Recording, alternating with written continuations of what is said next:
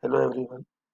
Today we will discuss about some programs related to nested for loop on the basis of pattern.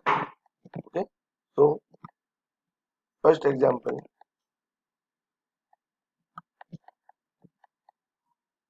write a program for pattern. Pattern will be like in the star form.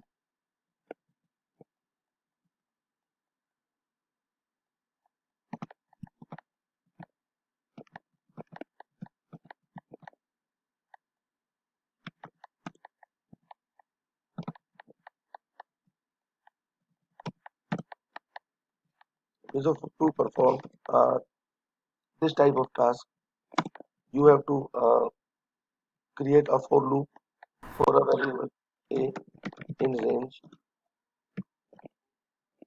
Like in this example, the number of rows are 3.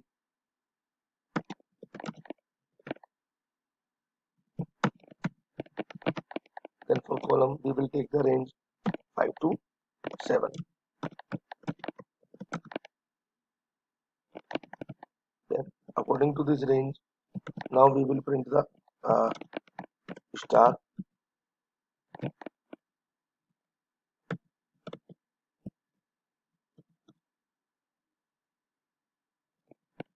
And now we will print a blank syntax to change the line.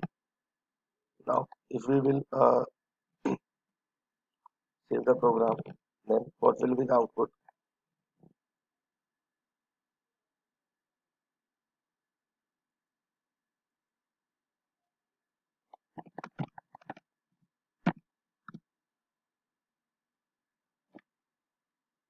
So it will be the result in this form, because in this example there are 3 rows, and for each row we will set the column position that is that starts from 5 to 7. So 5 and 6. Okay, means here are only 2 columns. If you change the range from 1 to 2, 1 to 3, then it will work same. Okay, so all the concepts are on the basis of previous concepts, but here are only some changes in the pattern.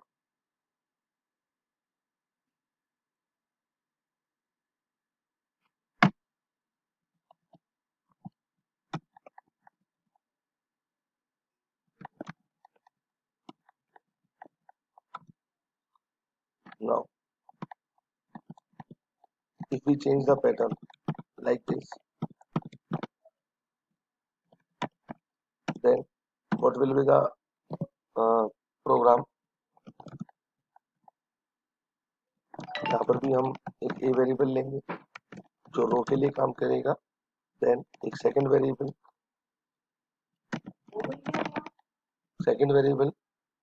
जो column के लिए काम करेगा, and then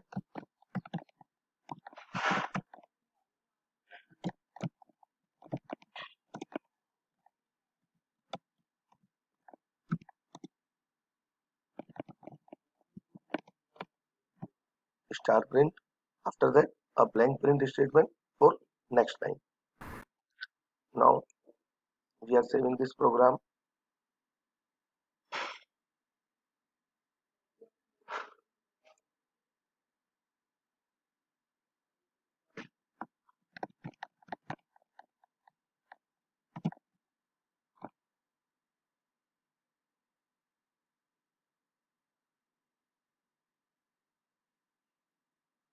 तो हमने यहाँ पर क्या किया है, सिर्फ कॉलम के लिए एक रेंज इंक्रीज की है. ठीक है, जैसे ही हमने कॉलम के लिए रेंज इंक्रीज की, देन नंबर ऑफ कॉलम्स हमारे आउटपुट में चेंज हो गए. पहले कितने थे 2 और अब कितने हो गए 3.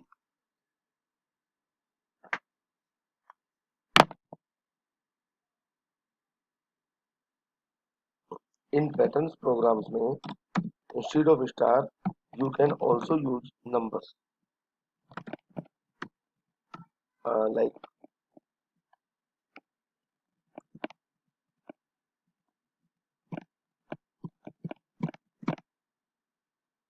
इस तरह से आप नंबर का भी एक पिरामिड सेट कर सकते हैं. ठीक है, और उस पिरामिड को भी फॉर लूप के थ्रू प्रिंट कर सकते हैं। बट यहाँ पर नंबर्स यूज होंगे, तो उसके लिए सबसे पहले आपको एक नंबर वेरिएबल इनिशियलाइज करना पड़ेगा।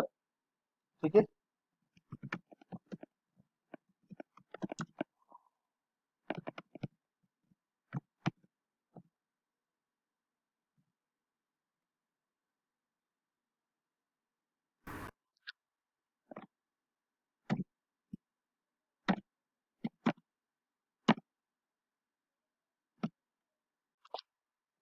इस प्रोग्राम का आउटपुट कैसे सेट होगा?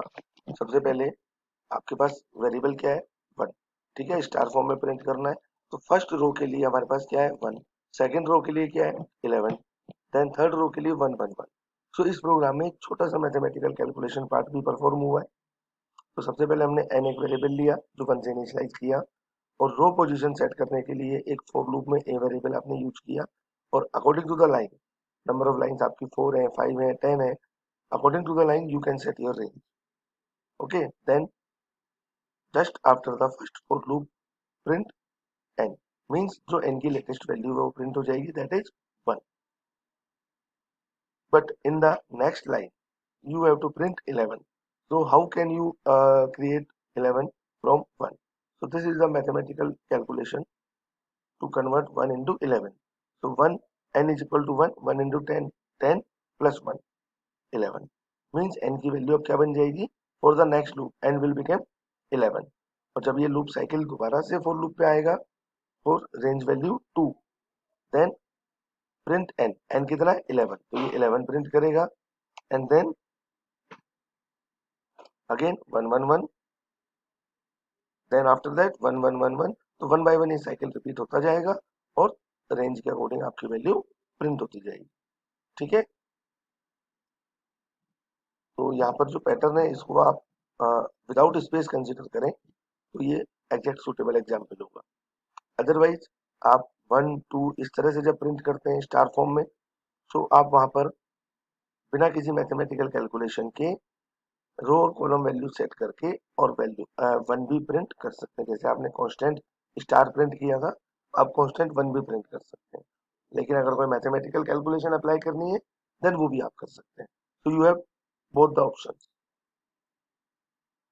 कि आप किस टाइप से अपने आंसर को सेट करना चाहते हो।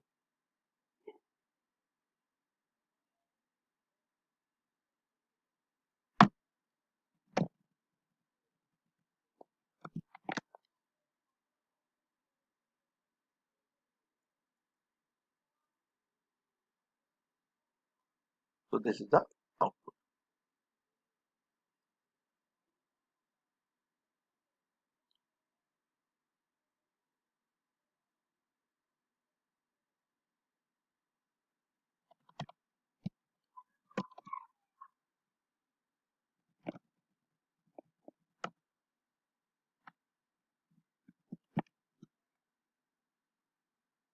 पैटर्न में थोड़ा सा हम और चेंज करते हैं,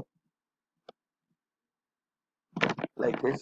अगर आपको इस तरह का कोई पैटर्न बनाना है देन उसके लिए क्या प्रोग्राम बनेगा? सबसे पहले रो के लिए एक वेरिएबल लेंगे आप,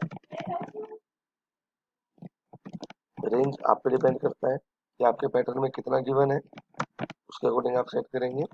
तो इट मीन्स आप इसको चेंज भी कर सकते हो। 4 से स्टार्ट होगा, कहाँ तक?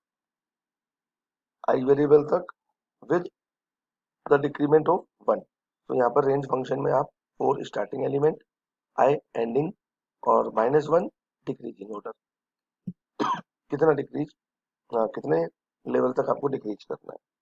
ठीक है, तो रेंज में आपको 3 वैल्यू वैल्यू पास करनी है।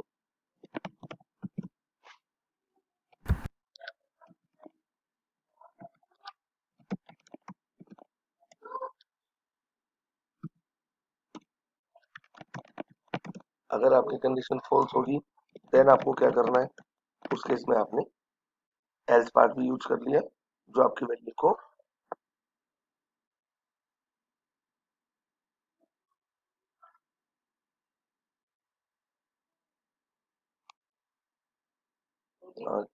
जो आपकी वैल्यू को नेक्स्ट लाइन में प्रिंट करेगा एल्स पार्ट के अकॉर्डिंग। तो अगर मैं इस प्रोग्राम को रन करता हूँ,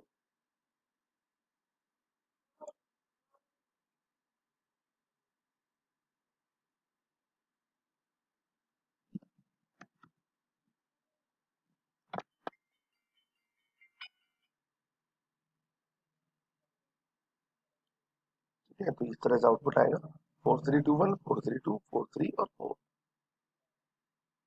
तो और भी कई तरह के पैटर्न्स हैं जो आप बना सकते हैं कैलकुलेशन के थ्रू। और कुछ पैटर्न है जो बाय मिस्टेक अगर आप इन प्रोग्राम में थोड़ा बहुत भी चेंज करते हैं इंटेंशनली और एक्सीडेंटली, तो भी कुछ नए नए टाइप के पैटर्न्स आपके बन सकते हैं। तो ये जो कुछ बेसिक मैंने एग्जांपल्स आपको दिए हैं, इन्हीं प्रोग्राम्स और इन्हीं एग्जांपल्स में कुछ चेंजेस और मॉडिफिकेशंस करके आप कुछ नए टाइप के पैटर्न भी ड्रॉ कर सकते हो।